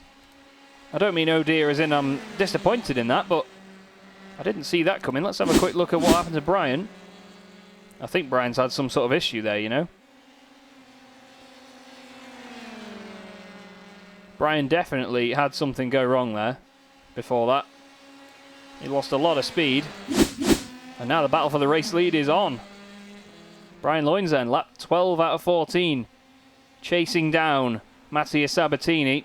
It'd be great for Sabatini to win the race, wouldn't it? And then take the AM Championship with it. What a way to round out your season that'd be. Wayne Palmer is thinking, oh, maybe I could get a win here, boys. Then you've got Ben White screaming help because Camille van den Driesche is right behind him and Paul Godden is sat in the back watching.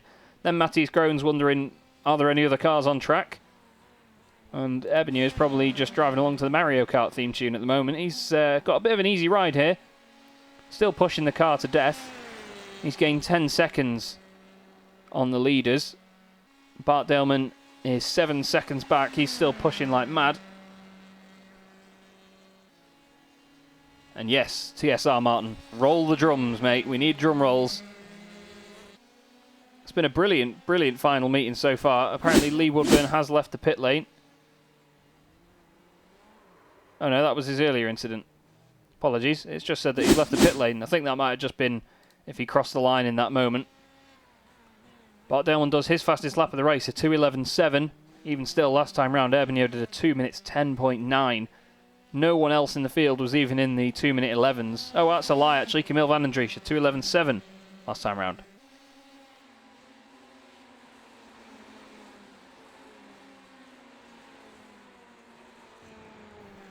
That's just catch me breath for a second there. Sorry about that. Sabatini though, what a drive. 7 places gained at the moment. He's not the biggest mover in the field though, unfortunately. It's Erbinio and van den Driesche, typically with the longest names.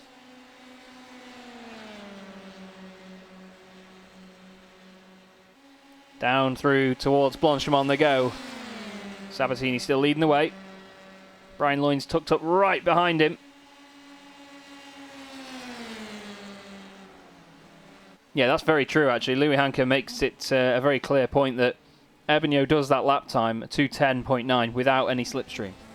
It's pretty crazy. What is crazy is how close Loynes is to the back of Sabatini. Look at this. Great scrap for the lead here. One more lap to go after this in the Simracersworld Formula 3 Series. I've been your host, Chaz Draycott, for this season. I've really enjoyed this, and I hope you all have as well. It's been great to have you all along for the ride. All the teams and drivers that have entered. It's been great to commentate on you all and watch you and chat with you guys in the chat as well. Thank you, everyone that's been involved. But we have a battle for the lead with 2 laps to go in the championship. What else could we ask for? And it's guys that normally wouldn't be in this sort of position in the race as well. It's great. Sabatini and Loynes. Loynes around the outside into Lecon, makes it stick.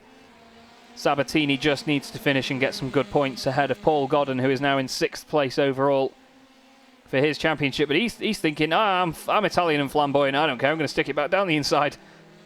Mattia, well, he's not backing out, he loves it. He loves a go, does Mattia. Through No Name Corner, down the hill towards Pouon. Is he going to come out of the... Yeah, he is. He's going to jump out of the slipstream, put it down the inside into Pouon. Brian Loynes says, not on your life, son. Cuts across the front of him. Look at the difference there, just by taking a different line. And now behind is Wayne Palmer now. Is Wayne going to make life difficult for Mattia Sabatini? He could have got himself in a bit of a pickle here.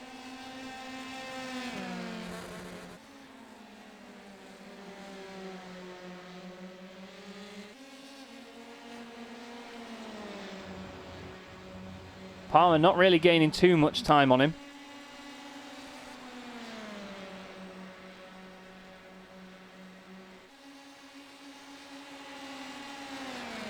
And wow, that YouTube chat escalated. So Sabatini, can he defend from Wayne Palmer into the bus stop? Looks like he doesn't have to, actually. Wayne's quite far back. They all go as late as they dare on the brakes. Ben White there just behind with Camille van den Driesche on his rear as well. And Brian Loynes has gone wide at the final corner. The last lap of the season underway, everybody. Thank you very much, Ollie. Much appreciated.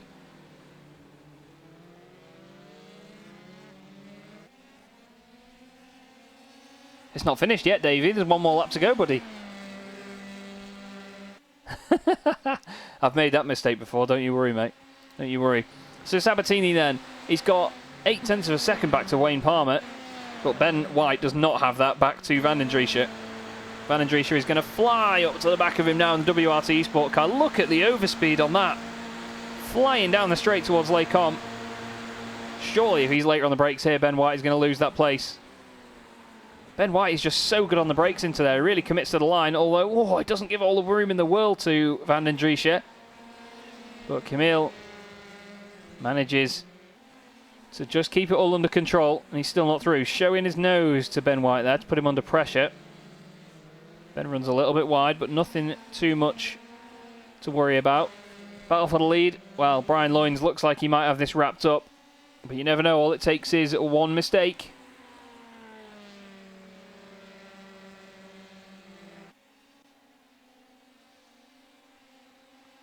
And this has been a very, very close race for these guys. It's been awesome to watch. The whole season's been awesome to watch. We've seen a mix of great racing, some silly mistakes, some spins, some crashes, a massive accident tonight for Jack Werrell with Tim Rutten. But even still, out of something like that came a nice moment of respect and apology as well. You know, it's just that sort of great community that we've got here. And it's been shown to the very last minute of the championship. But a couple of corners left there for Brian Loynes. Mattia Sabatini in the hunt, chasing him down as they go towards Blanchimont. Can Mattia pull out anything Italian and flamboyant in this last corner of the championship? He goes to the outside. He's a bit later on the brakes. He's going to go around the outside. Doesn't quite get it done there. Brian's gone deep, though, into the second part of the corner. Sabatini can't do it. Brian Loynes wins the final round of the season. Mattia Sabatini is the AM-class champion. Wayne Palmer finishes third. Ben White finishes in fourth with Van den Driesche fifth. Godden is going to finish sixth.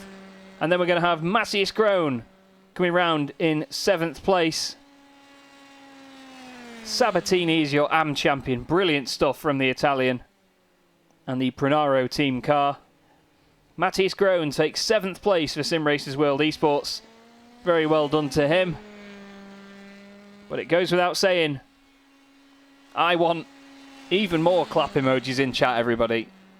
It may not have been the smoothest of races for him and the most out of this world way to win the championship, but into the bus stop for the final time.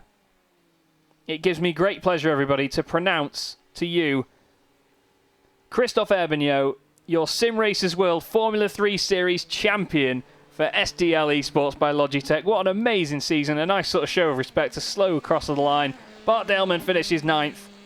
He fought him very much to the end, but didn't quite get there. And some of the guys, I think, are doing donuts or something. The Sim Stickers guys are lining up. Ben White in there as well. Paul Godden also getting in the shot. But there are your top two finishes in the championship. Nice little lap there together as well. Christophe Herbignaud and Bart Delman. Amazing performance by them both. What a great, great season as well. It's just been so much fun. And I think he's a very deserving winner, don't you? From that very first round, where he really did put a stamp on his championship assault. It was just amazing to watch. And here are some of the guys all lining up. You see, they're giving him like a guard of honour to do donuts. That's beautiful. Ben White doing some donuts there. Christophe Herbignaud doesn't seem to have any traction control off or something. Ross Nicholson has crossed the line and finished the race. And here we go then. Brian Loynes takes the race win. Fantastic result for Brian. He really deserves that one. Mattia Sabatini, your new AM champion, finishes second overall. Wayne Palmer in third place with Ben White in fourth. Then Camille van den Driesche in fifth with Paul Godden in sixth. Then 21 seconds back is Matthias Groen. Your new champion Christophe Herbignaud is in eighth with Bart Delman ninth and Ross Nicholson 10th. Simone Giovannini finishes 11th with Lee Woodburn 12th. Josh Clogg 13th, half of Jack Werrell finishes in 14th, with Tim Rutten in 15th, Taylor Lane 16th, and Dries van den Ruyt unfortunately out at the very start. But there is your race winner, well, not race winner, sorry, championship winner, Christophe Herbignaud. Amazing performance. Ross Nicholson there, he's had a good season as well. A bit of a tough final race for him, but he did well indeed. And there is Brian Loynes of Sim Stickers, and Wayne Palmer also there as well, and Paul Godden, who we will have a chat with, I hope, very, very soon. Paul, who runs Sim Stickers, doing an awesome job. And well, we're going to just have a quick scan back through just so we can get everything going, so we can do the interviews for the final time this season. And the first person that's actually in the booth that we can have a chat with is what's left of Jack Werrell after that one. Jack, talk us through that, because I mean, it looked like you were having a really good scrap to that point, but unfortunately the tiny bit of contact just unsettled the car, and well, the rest was a Tamiya model kit, wasn't it? Yeah, definitely. It was, and I don't know how I ended up on pole, because it wasn't it a 16 reverse grid or an 18 reverse? Don't tell anyone. Right. But I thought, yeah, you know what? Let's go for it. So I just thought, right, I'm not gonna sort of like take anything by halves. It's the final race of the season, so I was gonna go for it like properly. And then somehow I managed to get away with just a slowdown at the bus stop. I was struggling on the brakes quite a lot, race 1, race 2 as well. And then I ended up doing it again. And then when I finally nailed the first bit, I ended up spinning on the second bit. But I got it going the right way again, and I've done the best battling and some of the best moves I've done ever on iRacing, not just this season on Camille van den Driesche. It was a mega battle with him. And then I went for the move on Tim, managed to get past him going into La Source. And I thought, yeah, you know what, this could shape up to be a nice battle. And then I thought, that's getting close. Yep, that's definitely getting close. I felt a bit of a wiggle. I thought, right, he's on me now. And then before we even got to Radion, that was obviously when it all kicked off, and it hurt a little bit. Let's go with that. But it was great to watch, and there's no hard feelings there at all. Easy mistake to make, and yeah, didn't even cross my mind to report him or anything like that. We're all there for a laugh. So yeah, it's just a mega night all round. Even though I didn't finish.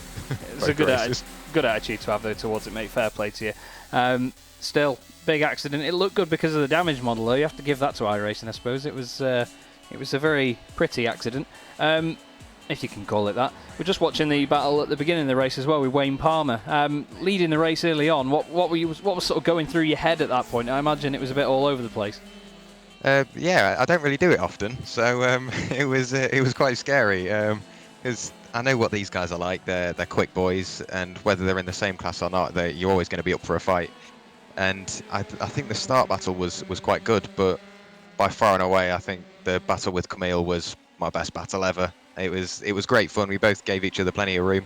Well, just about. And I learned a hell of a lot about myself on the brakes, and how some corners I can be really confident, and others I've just got to be a little, I guess, protective on the brakes, because I've not got the best kit in the world, so it doesn't give much feedback to me. But yeah, it's mega battles throughout the season and throughout the race, and I'm hoping I've got a seat for season 2.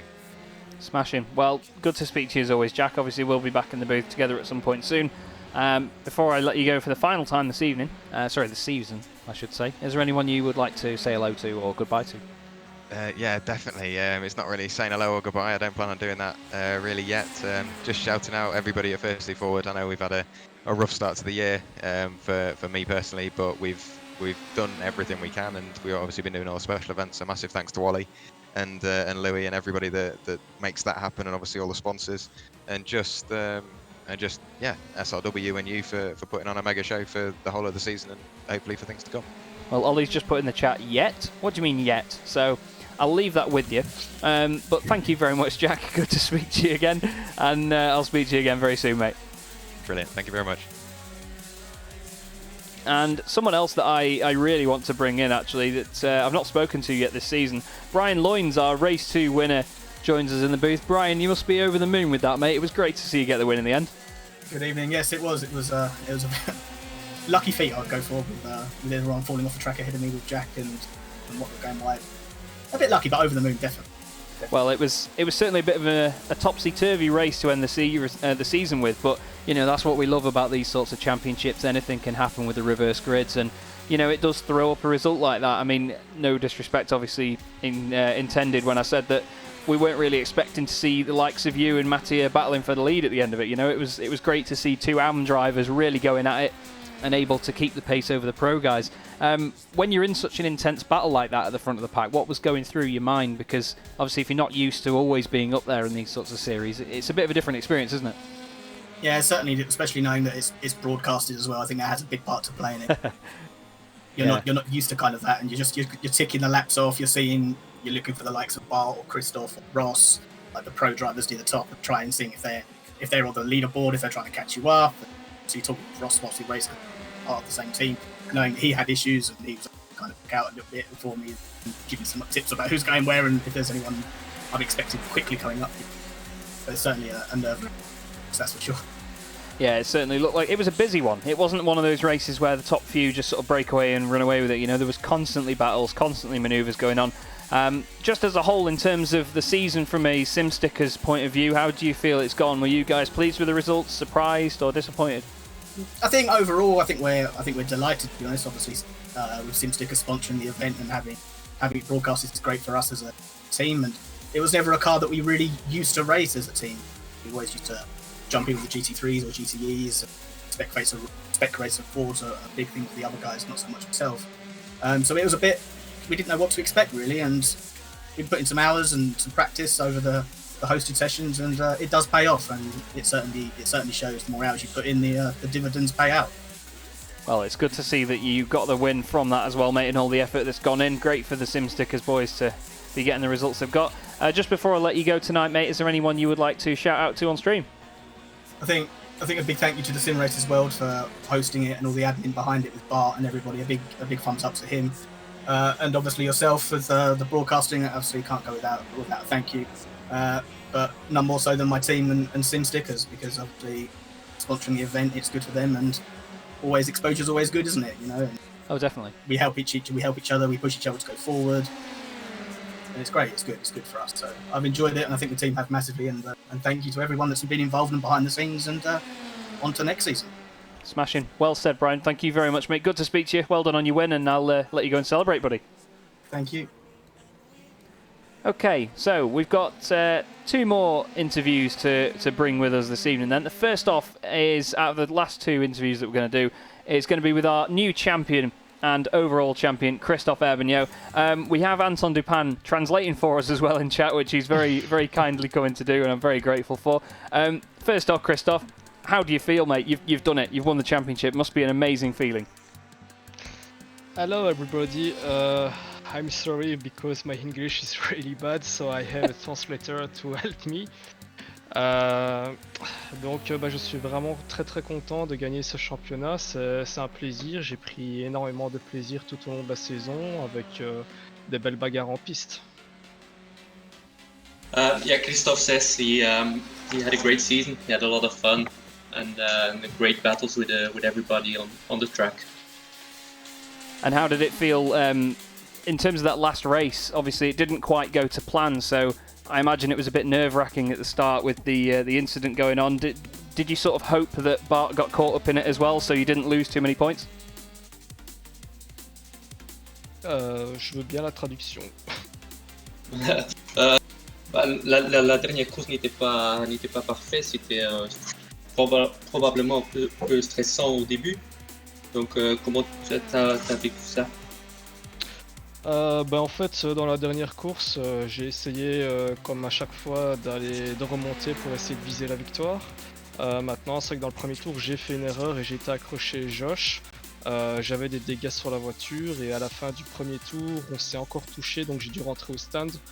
Et voilà, donc la course était compromise. Like in every race, he tried to make his way back up to the front as fast as possible. But he made a mistake in the first corner and hit somebody. Then at the end of the lap there was another contact, so he had to pit for repairs. So yeah, it was a difficult start. And talk to me about last week at Zandvoort as well. Obviously having the lap record round there, it must have been amazing to go there with such confidence and just bang out 2 race wins really, really easily. I mean, you made it look effortless. Did it feel like that from your point of view? Ouais, je veux bien aussi que tu me traduises. Ben, il y a 2 semaines, il y avait la course à Zandvoort. I should probably make où the t'as questions a bit le easier for these record boys, shouldn't sur I? Sorry, iRacing. everyone. Donc, ça paraît facile de prendre les deux victoires. Est-ce que c'était facile ou pas? Sur un circuit comme à Zandvoort, je dois reconnaître que c'est un circuit que j'aime particulièrement et où j'ai toujours été très à l'aise et très rapide. Maintenant, c'est un circuit où il n'était pas évident de dépasser. Maintenant, voilà, il y a eu des circonstances qui ont fait que quelques accrochages au départ, etc., ben, c'était plus simple pour moi de remonter, mais c'était clairement le circuit où j'étais le plus à l'aise cette saison. It's one of his favorite tracks, but it's a hard track to overtake. So he was lucky that in the beginning there were some incidents. So that helped him to get the victory in the second race. Yeah, it certainly looked that way. Well, very well done on your championship, Christoph. It was an amazing season. It was beautiful to watch. And I'll let you go and celebrate. But before you go, is there anyone you want to give a shout out to at the end of the stream? Thank you for our broadcast and many thanks to the organizer for the of this championship. Sorry, and voilà. Thank you very much, Christoph. Thank you, Anton, as well for translating. Very well done, and have a great evening, No guys. problem. Thank Bye. you, Anton. Bye. Thank you.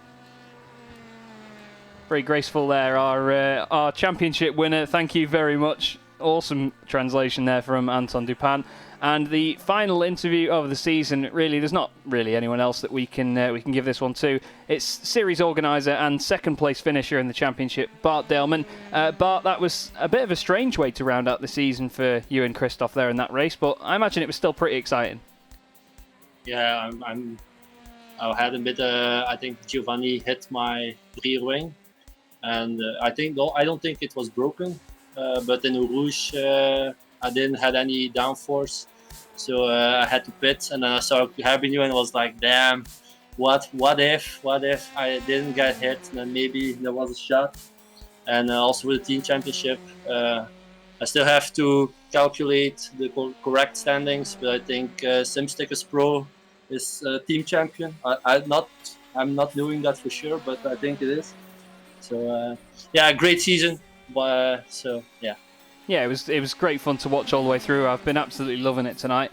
There's been so much good action, and it was a really clean event as well tonight. It really showed that, we've had a few weeks where some of the standards were a bit iffy. There was incidents all over the place, and then other ones where it's been very clean. Tonight was a great example of that. There were so many awesome battles out there, and so many clean manoeuvres. Some of the drivers were really putting some great talent on show. Going into the second season, do you think that that's going to stay as it is? I hope so. We had a big talk with the admin team and with the drivers that the driver standards were a little bit slacking midway the season.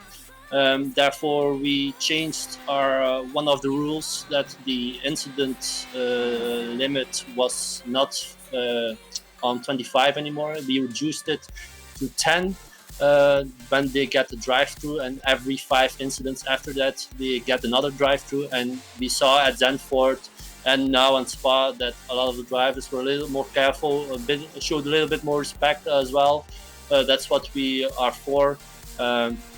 Going into season 2, we have some different rules that we hope will help the driver standards. We will take a little peek how the GT Pros in season 7 will do it. We're not going to copy that system in his whole, but we are going to use parts of that and create our own system. But I'm very happy how the drivers behaved after we had a talk with everyone. We let the drivers be involved with what's happening. Yeah. We had in the Discord as well season 2 discussions, so everyone could put their inputs and their concerns of how to improve the league. And I think it showed off in the last 2 rounds. Yeah, it definitely did. The standards were brilliant, and it didn't sort of dumb down any of the racing. The racing was still really good fun to watch, and close battles all over the place. Some great respect shown as well. it was just amazing. It's been a really good season, mate, and I hope you're proud of all the efforts that's gone into it. Have you got any particular highlights from this season? It was my first season I organized, and it was really one highlight. The racing was very intense, but I liked how the drivers, after indeed the driver stands were lacking, all the drivers were like, wanted to improve it. They wanted to be better. They wanted to give a show. And that's one that I was proud of, that they turned it around at Zandvoort and now at Spa as well. So I want to thank all the drivers for doing that. Smashing. Well, very well done on the season, mate. Great to see you get second as well. It means that you get to carry that number 2 on the car for another season, I suppose. Hopefully you can mount another charge on the title next time round. But just before I let you go, is there anybody else that you haven't mentioned yet, I should say, that you want to give a shout out to, my friend? To you for the fantastic broadcast, and thank you that you want to do a season 2 as well. It's been a pleasure. A lot of drivers are happy to do that. That you stay broadcasting. Then my admin team, especially Matthijs. We are working on something very different for season 2. We hope we can launch it before the start of season 2. He puts a lot of effort in. He's learning programming to get a new tool out for us to help us to organize it even better. Good stuff. Ian Roots for giving me the chance to do this, to get a rookie to organize a league, and that he trusted me to do that. And all the stewards and all the drivers for the standards. Smashing. Well, very well done, Bart. Thanks again. Great to speak to you, and I will see you next season, mate. Yeah, see you next season, mate. Bye-bye. Bart Delman there, series admin and all-round good guy. Smashing lad is Bart. And that brings us to the end of another broadcast and indeed the season. And what a brilliant season it's been. Thank you everybody that's been involved. Thank you everybody in the stream for watching and all your brilliant comments throughout. It's been some incredible discussion while it's all been going on. The support has been insane. Those that have commented on my commentary and the broadcasting, thank you for all the feedback. If there is anything you want changing or anything I can improve on it, please let me know, and I will forward it on to Simracersworld to take the flak. No, I'm joking. But honestly, it's been amazing. Thank you to everyone at Simracersworld for getting me involved. Thank you for everyone that has taken part. And we will see you in 5 weeks' time when Season 2 will get underway, with Sim Stickers as the series sponsor, myself, Chaz Draycott, as the broadcaster on Simracersworld TV. Have yourselves a fantastic evening, and we'll see you there.